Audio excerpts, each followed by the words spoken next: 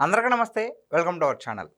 రీసెంట్‌గా అంబటి రాంబాబు గారు ఒక ట్వీట్ అయితే పెట్టడం జరిగింది. సో, మరి ఈ అంశం పైన మనతో పాటు విశ్లేషించడానికి ఉన్నారు పొలిటికల్ అనలిస్ట్ శ్రీలీల గారు. మేడం నమస్తే అండి. నమస్తే. మేడం, మరి రీసెంట్‌గా అంబటి రాంబాబు గారు ఒక ట్వీట్ అయితే చేయడం జరిగింది. కాపులం కలుస్తున్నాం, కదులుతున్నాం, కూటమి ఓటమి కొరకు అని చెప్పేసి ఒక ట్వీట్ పెట్టారు. సో, ఏంటంటారు? ఈ ఒక ట్వీట్ యొక్క సారాంశం ఏంటి? అంబటి రాంబాబు. అంబటి రాంబాబు ఏదైతే ట్వీట్ చేశాడో, అసలు ఆ ట్వీట్ వెనక అర్థం ఏంటి? అసలు అర్థం పక్కన పెడితే, అసలు చేసే హక్కు అంబటి రాంబాబుకుందా? అదేంటండి, ఆయన కాపు సామాజిక వర్గానికి చెందిన వ్యక్తే కదండీ! ఎందుకు అర్హత లేదండి? ఎలా ఉండిద్ది? కాపుల్ని ఏం ఉద్ధరించాడని, వాళ్ళకేం మంచి చేశాడని, వీళ్ళు అధికారంలో ఉన్నప్పుడు గానీ, అధికారం కోల్పోయాక గానీ, అసలు ఎంత అహంకారంతో మాట్లాడాడు? ఒక కాపు సామాజిక వర్గంలో పుట్టిన వ్యక్తిగా వాళ్ళని ఎంత ద్వేషించే వాళ్ళని ఎక్కడైనా చూసామా? అంబటి రాంబాబే దానికి నిలువెత్తు నిదర్శనంగా మనం ఆ ఇంటర్వ్యూ చూడొచ్చు, ఒకటి టీవీ ఛానల్‌కి ఇచ్చిన ఇంటర్వ్యూలో. కాపులు తిండిబోతులనో, తాగుబోతులనో, పనికిమాలినోళ్ళనో, వాళ్ళు లేజీగా ఉంటారనో మాట్లాడాడు. వాళ్ళకి బ్రతకటం చేత కాదని. మరి వాళ్ళిద్దరు అల్లుళ్ళు గూడా ఏ సామాజిక వర్గానికి చెందిన వాళ్ళో గూడా తెలుసు. మరి అలాంటి అంబటి రాంబాబు ఈ రోజున కాపులం కలుస్తున్నాం, కదులుతున్నాం, కదం తొక్కనున్నాం, కూటమి ఓటమి వరకు అని జెప్పేసి పెడితే ఎలా ఉంటుంది వినేవాళ్ళకు? వీడికి పిచ్చి పరాకాష్ఠకెళ్ళిందనుకుంటారు తప్పించి, నీ వల్ల మాకు ఉపయోగం ఏంటి అని జెప్పి అడుగుతున్నారు. ఇక్కడ కొన్ని పాయింట్లు మనం మాట్లాడుకోవాలి. కాపుల్లో ఆర్థికంగా వెనకబడిన వారికి విద్యా, ఉద్యోగాలు న్యాయం చేయటం కోసం తెలుగుదేశం ప్రభుత్వం కేటాయించిన 5% రిజర్వేషన్ జగన్మోహన్ రెడ్డి రద్దు చేశాడు. మరి అప్పుడు అంబటి రాంబాబు ఎక్కడికెళ్ళాడు? అప్పుడు కాపులను తీసుకొని నువ్వు కదలాలి గదా! కదం తొక్కాలి గదా! మరి అప్పుడెందుకు నువ్వు మాట్లాడలేదు?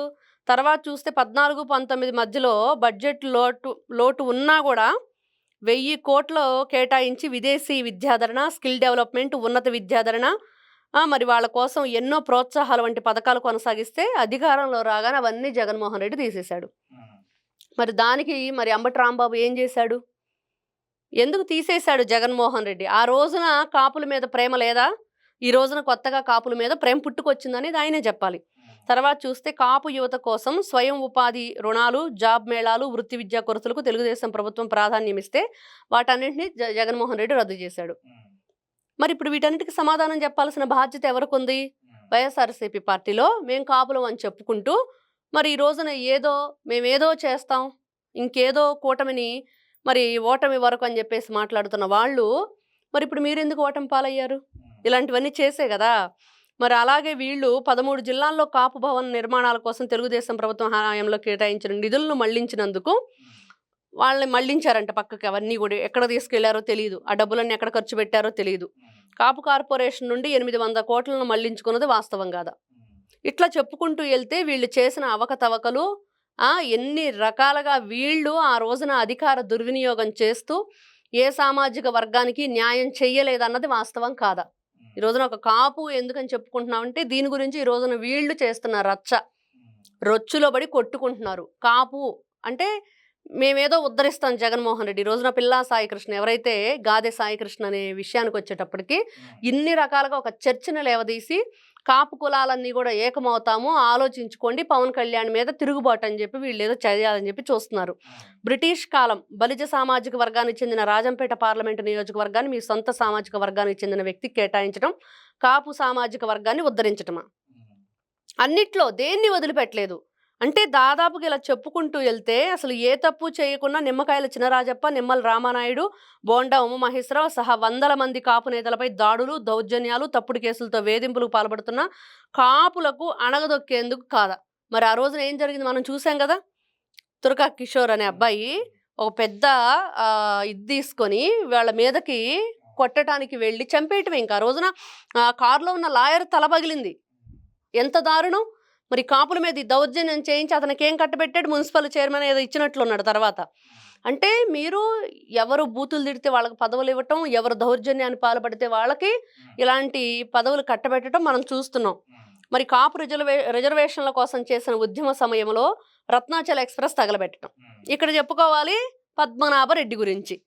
కాపుల్ని నేనేదో ఉద్ధరిస్తానని చెప్పి వాళ్ళని రెచ్చగొట్టి వాళ్ళ మీద కేసులు పెట్టించి చివరికి అసలు ట్రైన్లు కూడా తగలబెట్టిన పరిస్థితుల్లో పద్మనాభరెడ్డి ఏం చేశాడండి? ఏం చెప్పాడు? జగన్మోహన్ రెడ్డి ఓడిపోతే నేను పేరు మార్చుకుంటాను అని మార్చుకున్నాడు. మరి ఆ రోజున ఏ కాపు నేతలు వచ్చేసి అయ్యో పద్మనాభం నువ్వు అసలు ఏంటి మా అందరికీ పెద్ద దిక్కువి, నువ్వు అట్లా పేరు మార్చుకోకూడదని చెప్పి ఎవరు చెప్పలా. అందరూ ఆయన ఫోటో పెట్టి ఆయన చెవులో పద్మనాభరెడ్డి పద్మనాభరెడ్డి అని చెప్పి నామకరణం చేశారు. మీరు ఆ వీడియో చూసారో చూడలేదో నాకైతే తెలియదు, కానీ అప్పుడు చాలామంది కూడా ఆయన ఫోటోలు పెట్టేసి ఆయనకి నామకరణం చేశారు. అలాంటి వీళ్ళు మరి కాపులను ఉద్ధరించేవాళ్ళ. కాపు సంక్షేమానికి ఇచ్చింది 354 కోట్లు అయితే 4700 కోట్లు అని చెప్పేసి చెప్పుకున్నారు. అంటే మిగిలిన 3500 కోట్లు కూడా ఏమైనాయో మరి అది కూడా తెలియాలి కదా. నిజంగా మీరు ఖర్చు పెట్టారా, పెడితే ఏమైనాయి, పెట్టకపోతే ఏమైనాయి, రెండు తెలియాలి. మరి రైతు భరోసా వంటి పథకాలు కాపు సామాజిక వర్గానికి అందించకుండా రైతుల్ని కూలీ వారీగా విభజించడం, కాపులకు నైవంచన చేయటం కాదు. అప్పుడు కూడా అంతే, అలానే చేశాడు. చివరికి ఏ ఒక్క విషయంలో కూడా మీరు గమనిస్తే కరోనా టైంలో పేషెంట్లను కూడా కాపు సామాజిక వర్గానికి చెందిన డాక్టర్ల హాస్పిటల్కి వెళ్ళనీయకుండా చేసిన ఘనత వైఎస్ఆర్సీపీ పార్టీది. ఇంతకంటే నీచం ఇంకోటి ఉందా, ఇంతకంటే దారుణం ఇంకోటి ఉందా, ఇంతకంటే ఇంకా సిగ్గుమాలిన పని ఇంకోటి ఉందా? ఎంతటికైనా మేము దిగజారుతాం. కరోనాని ఏమన్నారు, కమరోనా అన్నారు. మరి ఆ తయారు చేసిన కంపెనీలకు అదే పేర్లు పెట్టారు. ఆ రోజున ఏదైతే వ్యాక్సిన్ వచ్చిందో దానికి కూడా అలానే పెట్టారు, అమరావతిని కమరావతిని. అంటే ఒక సామాజిక వర్గం మీద టార్గెట్ చేసినప్పుడు వాళ్ళు ఎలాంటి పదాలను ఎంచుకుంటున్నారు, ఏ విధంగా టార్గెట్ చేస్తున్నారు, ఇవంతా ఈ రోజున యువత తెలుసుకోవాలి ఫస్ట్. సో మేడం, అంటే జగన్మోహన్ రెడ్డి గారు చేసిన ఒక ప్లాన్ ఏంటి అంటే, ఆయన అధికారంలో ఉన్నప్పుడు ఏ సామాజిక వర్గంలో ఉన్న వారిని అదే సామాజిక వర్గంలో ఉన్న వ్యక్తితో తిట్టించడం. సో అది బిగ్గెస్ట్ మైనస్ పాయింట్ అయింది అని చెప్పేసి ఇప్పటికీ కూడా మీలాంటి రాజకీయ విశ్లేషకులు మాట్లాడుతూనే ఉంటారు. మళ్ళీ ఇప్పుడు సేమ్ రిపీట్ అవుతుంది. ఇప్పుడు అంటే కాపుల్లో ఎక్కువగా ఓట్ బ్యాంక్ ఉంది కాబట్టి, సో మ్యాక్సిమం ఓట్ బ్యాంక్ అక్కడ ఉంది కాబట్టి చీలిక తీసుకురావాలి. పవన్ కళ్యాణ్ గారు కూడమిలో ఉన్నారు కాబట్టి పవన్ కళ్యాణ్ గారికి వ్యతిరేకంగా ఉంటే కనుక మేబీ ఇంకా సీట్లు పెరిగే అవకాశం ఉందేమో అని చెప్పేసి మరి కొంతమంది వైసీపీలో ఉన్నటువంటి కాపు నేతల్ని ఒక సభ్యత్వం లాగా, అంటే మీన్స్ ఒక కమిటీ లాగా ఏర్పాటు చేయడం జరిగింది. మరి రీసెంట్గా వైఎస్ఆర్సీపీ కాపుల ఆత్మీయ సమావేశం అని చెప్పేసి కూడా ఒకటి పెట్టడం జరిగింది. అంటే నాకు తెలిసి ఏ రాజకీయ పార్టీ కూడా ఆత్మీయ సమావేశాలు కులానికి కూడా ఉంటాయని నాకు తెలిసి ఇప్పుడు దాకా ఎక్కడ చూడలేదు. సో మీకు ఎప్పుడైనా ఫేస్ చేసేటటువంటిది, లేదంటే ఇదే ఫస్ట్ టైం? అంటే ఆత్మీయ సమావేశం అంటే ఏదైనా మనం వనభోజనాలు పెట్టుకునేటప్పుడు చూస్తాం. అది సహజంగా కమ్మ సామాజిక వర్గానికి చెందిన వాళ్ళు, కాపు సామాజిక వర్గానికి చెందిన వాళ్ళు వనభోజనాలు పెట్టుకోవటం. అదేవిధంగా పెద్ద పెద్ద దేవస్థానాల దగ్గర వాళ్ళకి సంబంధించిన సత్రాలు కూడా ఉంటాయి. అన్ని సామాజిక వర్గాలకి ఉంటాయి అట్లా. అంటే వాళ్ళకి సంబంధించిన ఆ పర్సన్స్ అక్కడికి వెళ్ళి వాళ్ళు స్టే చేసి అక్కడ ఏదో వాళ్ళకి చెప్పినంత డబ్బు ఇచ్చేసి ఉండి వస్తారు. కానీ ఇట్లా ఆత్మీయ సమావేశం అని చెప్తూ మీరు చేసేది ఏంటి అనేది పెట్టుకోవడం తప్పు కాదు. అంటే రాజకీయం అనేది కుల మతాలకు అతీతంగా, రాజకీయం గురించి కాదు, రాజకీయ నాయకులు ఇలాంటివి చేయటం తప్పు. కానీ కులాల వాళ్ళు పెట్టుకోవచ్చు. ఇప్పుడు వాళ్ళు గెట్ టుగెదర్ పెట్టుకోవచ్చు, వాళ్ళ కులంలో వాళ్ళకి ఏం కావాలనేది వాళ్ళు చేసుకోవచ్చు. మనం ఇంకా ఎదగాలంటే, మన పిల్లలు ఎదగాలంటే, వాళ్ళ భవిష్యత్తు బాగుండాలంటే ఏం చేసుకోవాలి. ఇప్పుడు ఎవరి సామాజిక వర్గాన్ని వాళ్ళు గౌరవించుకోవడం తప్పులేదు, అది తప్పు కాదు. ఎవరిని వాళ్ళు మనం ఇంకా డెవలప్ అవ్వాలి, పిల్లల్ని మంచిగా గ్రోత్ చేసుకోవాలి, వాళ్ళకి ఇన్కమ్ పెరగాలి, ఇవన్నీ ఆలోచించుకుంటాం.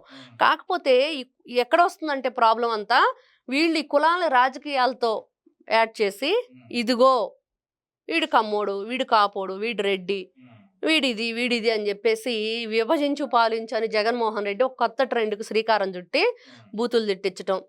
ఎంత నీచత! ఇంట్లో మహిళల్ని, పిల్లల్ని ఇంకా వాళ్ళకి ఒక ఇదిగా అయిపోయింది అది. ఇంకా ఇదే టార్గెట్. ఇలా చేస్తే వీళ్ళు సైలెంట్ అయిపోతారు, ఇలా చేస్తే వీళ్ళని మనం దెబ్బతీయొచ్చు, ఇలా చేస్తే వాళ్ళు బయటకు రారు, ఇలా చేస్తే మన జోలికి రారు, ఇలా చేస్తే వైఎస్ఆర్సీపీ పార్టీ అంటే భయపడతారు అనేది మొన్న అందుకనే కదా పవన్ కళ్యాణ్ గారు వైఎస్ఆర్సీపీ గూండాలు అని అన్నారు. దాన్ని ఏమని వక్రీకరించారు? కాపుల్ని గూండాలు అన్నాడు, కాపుల్ని రౌడీలు అన్నాడు. ఒకసారి అది విజువల్స్ చూస్తే తెలుస్తుంది ఎవరిని అన్నాడు అనేది. నాకెందుకు మీరు కులాన్ని ఆపాదిస్తారు? ఒక రౌడీకి కులం ఏంటి, ఒక హంతకుడికి కులం ఏంటి, ఒక రేప్ చేసినాడికి కులం ఏంటి, ఒక మర్డర్ చేసినాడికి కులం ఏంటి అనేది ఆయన అడిగారు. నిజమే కదా. మరి ఈ రోజున నువ్వు కులాన్ని దేనికి పెట్టుకోవాలి?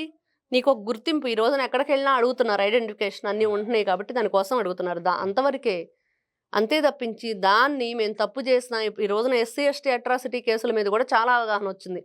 ఎవరంటే వాళ్ళు పెడితే ఒప్పుకోవట్లేదు, ఎలా అంటే అలా కేసులు నమోదు చేసుకోవడానికి లేదు.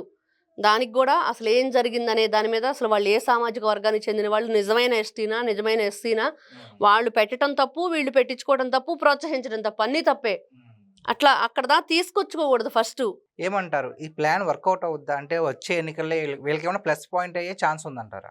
ఇప్పుడు ఒకటమ్మా, 11 ఎందుకు వచ్చినాయో వాళ్ళు పరిశీలించుకోవట్లేదు, ఆత్మవిమర్శన చేసుకోవట్లేదు, లేకపోతే నటిస్తున్నారా? తెలుసు వాళ్ళకి మేమేం తప్పులు చేసామో తెలుసు, ఏ విధంగా మరి బ్రతికామో తెలుసు, 5 సంవత్సరాల అరాచకాలు తెలుసు, అన్నీ తెలిసినా నటిస్తున్నారు. మరి అలా నటించే వాళ్ళు ఎవరేం చేయగలరు? ఇప్పుడు నిద్రపోయే వ్యక్తిని లేపితే లెగుస్తాడు, నటించే వాళ్ళు లెగుస్తాడా?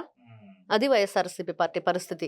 కాబట్టి ఏదైనా సరే ఈ రోజున వాళ్ళు ఎన్ని వేషాలు వేసినా, ఎన్ని వెర్రి పోకళ్ళు పోయినా, ఎన్ని రకాలుగా తిమ్మిని బొమ్మించేయాలని చెప్పి చూసినా ప్రజలైతే చాలా చైతన్యవంతంగా ఉన్నారనేది వాస్తవం. ఇప్పటి వరకు ఎట్లాంటి అల్లర్లు జరగలేదు. ఎవ్వరూ కూడా ఇట్లాంటి వాటికి ప్రోత్సహిస్తున్నామంటూ ముందుకు రాలేదు. ఎక్కడ అంబటి రాంబాబు ఒక్కటే ఇంకా అడుసు తొక్కనేలా కాళ్ళు గడగనేలా తప్పులు చేసినందుకు ఈ రోజున కాలు కడుక్కోవాలి తప్పించి నువ్వు కథం దొక్కేది లేదు, లేకపోతే కథలు వచ్చేది లేదు. ఎవరు రారు నీ వెంట. ఈ రోజున మనం ఈ రోజున చెప్పుకున్న పాయింట్లు అన్నీ కూడా అంబటి రాంబాబు సమాధానం చెప్పుకోవాల్సిన పరిస్థితి ఉంది. ఎందుకంటే కాపు కార్పొరేషన్ చైర్మన్ ఈ రోజున మాట్లాడుతుంటే చూడండి న్యూస్ ఛానల్స్లో ఆయన ఏం చెప్తున్నాడు.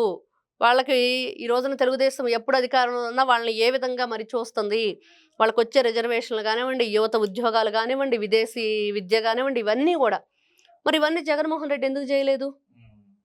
మరి ఇప్పుడు వాళ్ళు వంగవీటి రంగా గురించి మాట్లాడుతూ ఆయన ఎలా చంపేశారు, ఎవరు చంపేశారంటే వాళ్ళ భార్యని ఏ విధంగా తిట్టారు?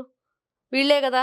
అది కూడా మనం అన్నీ కూడా చూస్తే ఎన్నో రకాలుగా వీళ్ళు చేసిన తప్పులు కప్పిపుచ్చుకునే ప్రయత్నంలో ఇలాంటివన్నీ కూడా చేద్దాం అనుకుంటారు. కానీ ఈ రోజున మొత్తం బయటకు వస్తున్నాయి.